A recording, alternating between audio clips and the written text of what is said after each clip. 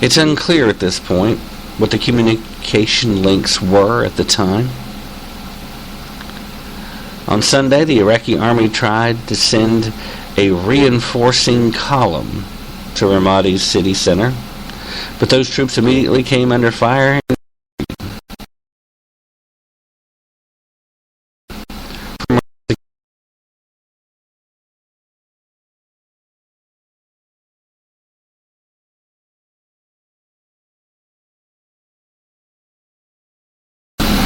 According to Colonel Warren, this appears to be a unilateral decision made by the commanders on the ground. An Iraqi commander on the ground in Ramadi, based on his assessment of the situation, that it was time to withdraw. In an interview with the Wall Street Journal, Dempsey suggested that the Iraqi decision to leave was deliberate and did not reflect a defeat in direct combat. An interesting point of view. That interview was where Dempsey observed that the Iraqi troops were not driven out of Ramadi, but that they drove out of Ramadi. It leads to the question: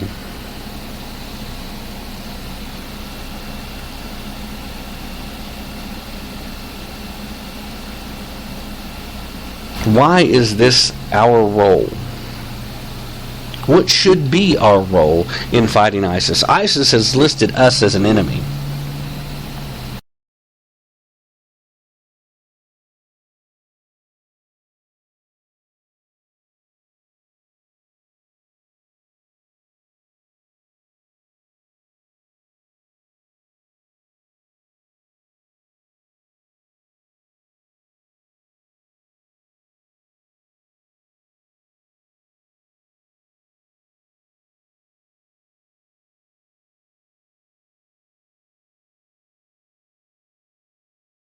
Ran on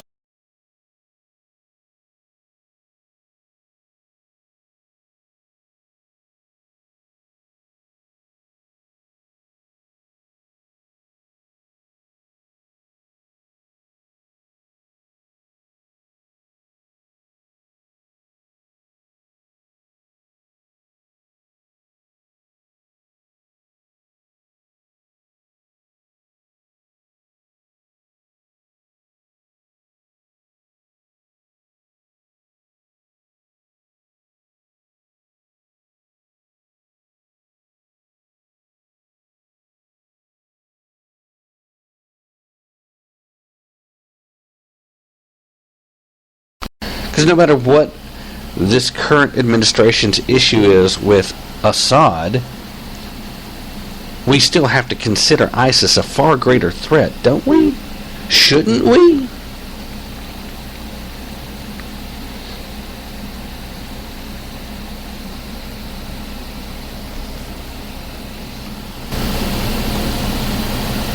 Americans fought hard during the invasion of Iraq to remove Saddam Hussein, to hold, then to retake Ramadi. That's part of why this is such a sad development going into Memorial Day. There were a lot of newly made widows in the attempt to retake Ramadi. And now we've sat back and it's just went into the hands of an organization that is easily, arguably, far worse than the Saddam Hussein dictatorship ever was. We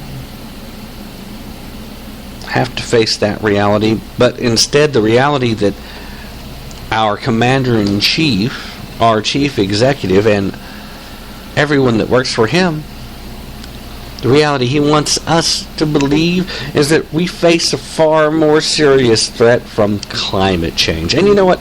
That might very well be. But until they step up and recognize that real science tells us that climate change is far more sickly. It's far more of a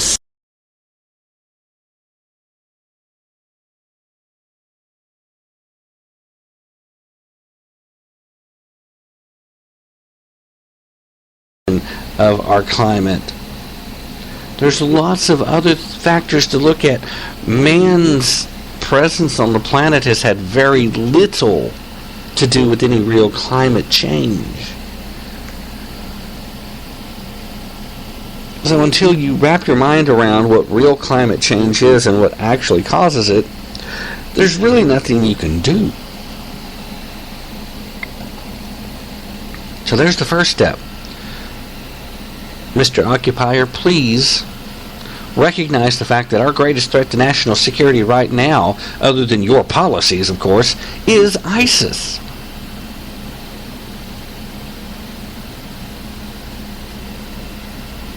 This is a sad Memorial Day because we have ISIS camp just a few miles south of the Texas border. This is a sad Memorial Day because once again we're faced with the scandal of not being able to fix the VA since the VA scandal. We have made promises to those who go fight, who sweat and bleed and sometimes die in the service of this nation by putting on this uniform. We make promises to these people, and what happens? Do we keep those promises? No. Instead of trying to make things better for our men and women in uniform and the civilian contractors that assist them, no, what we do is we go in front of the American people and we whine that we haven't gotten a raise. And by we, we're talking about Congress right now. The priorities are askew. I would, right now, I'm going to beg each and every one of you, please contact your representative and harass them, within reason. I don't want you getting in any legal trouble. But let's aggravate them to a point that's not yet illegal, but within the role of what their job is supposed to consist of, okay? Which is servicing you, their constituents. Let's push for a law. I would even like to see a constitutional amendment on this if we could get to that point, but we may have to do the Convention of the States thing and see if we can't add that on with some of the other efforts. I want to see Congress and the President and everyone else that gets a government check for their rate of pay, their salary, to be merit-based. Because if everybody in D.C. was paid based on merit, there's a lot of folks right there, right now, that would be in line for pay reductions as opposed to pay increases. How dare any of them come before the American people and try to make the case that they need a raise when so many more people than ever before are off of the unemployment rolls because they've come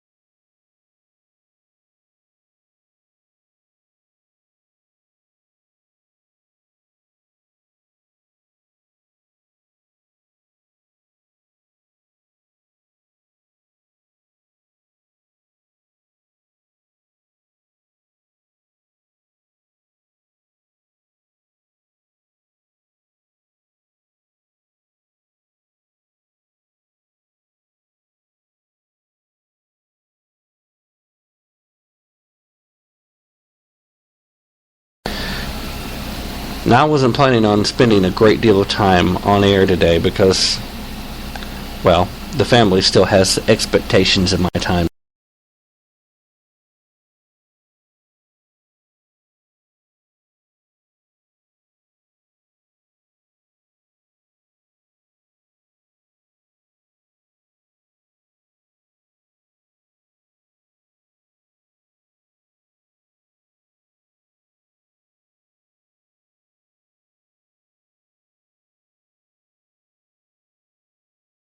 Session.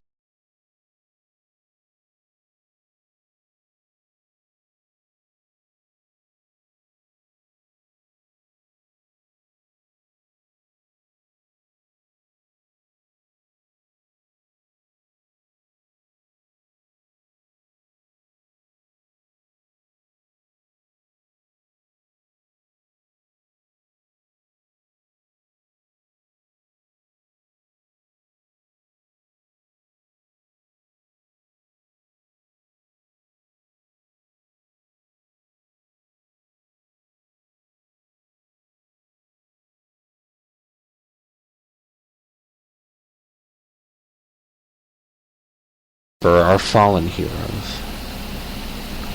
And remember their families.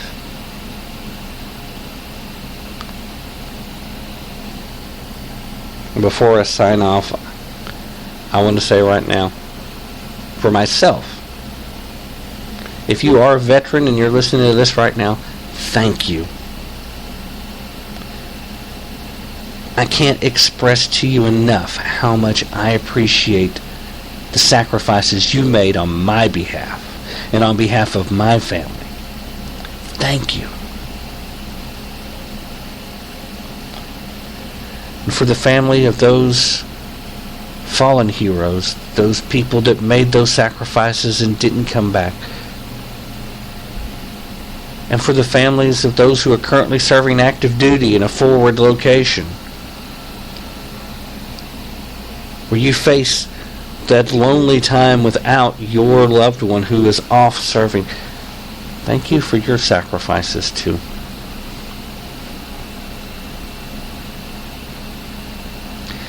I can't promise you what the folks on the left will say or do or think or how the media will respond, but I can promise you this: that as long as I draw breath, your sacrifices do not go unappreciated. They do not go unknown.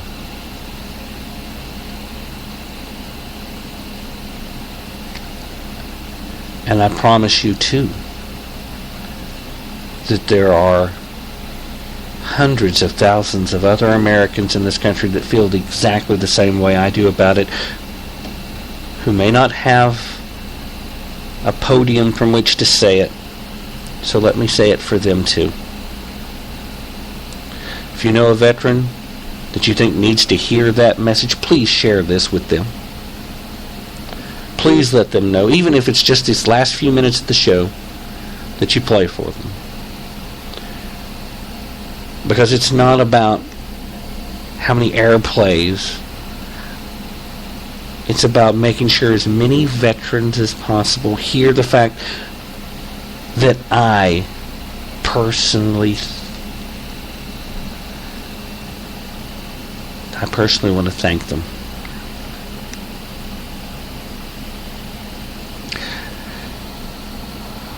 I'm going to go ahead and end things at this point. I've been rambling for close to 30 minutes now. Ordinarily, we sign out with the song titled "It's Not Goodbye," but today, I think since we are looking for a miracle, I'm going to sign out